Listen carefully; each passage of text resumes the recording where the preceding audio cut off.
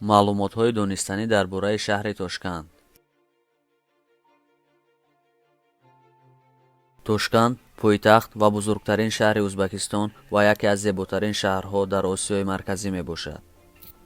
ин шаҳр бо аҳолии беш аз 2.5 миллион сераҳолитарин шаҳри Осиёи Марказӣ ба ҳисоб меравад. дар замони шӯравӣ Тошканд аз ҷиҳати аҳолӣ баъд аз Москав, Санкт-Петербург ва Киев дар зинаи чорум қарор дошт.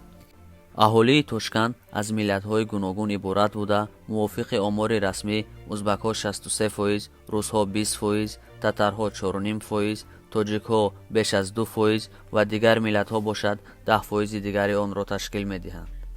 гарчанде омори расмӣ шумораи тоҷиконро беш аз 2% нишон медиҳад, омори воқеӣ аз ин бештар мебошад.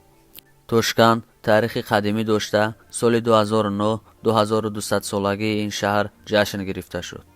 Тошканд шаҳри муосир ва замонавӣ буда, маконҳои зебо ва дидании зиёде дорад. барои гардишгарӣ ва сайёҳат ин шаҳр бисёр хуб ва мувофиқ мебошад. сокинони шаҳр бо забони узбакӣ, русӣ ва дар баъзе мавридҳо бо забони тоҷикӣ ҳарф мезананд.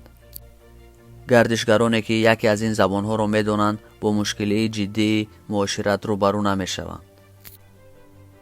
баръакси тасаввуроти мо, беш аз нисфи сокинони ин шаҳр симо ва чеҳраи тоҷикона доранд. дар таксиҳои Тошканд метавон сурудҳои тоҷикиро шунид.